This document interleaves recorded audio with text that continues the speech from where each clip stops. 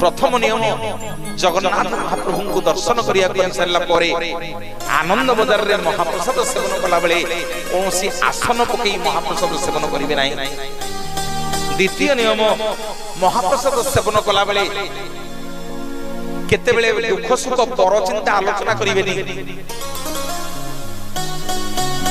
एवं मोर बापा माने माँ माने आसंतु जानिबा तृतीय नियम जेतेबेले श्री जगन्नाथ महाप्रभुंकर महाप्रसाद सेवन करिबा बुझिबे जेतेबेले कदली पत्र खली पत्र रे अभड़ा डाली बेसर महुर सब लागि हे जीवो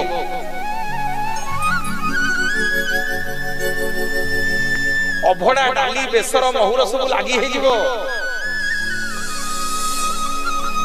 से अभड़ा डाली बेसर महुर को के हाथ रे धरिबे टिके हाथ रे धरि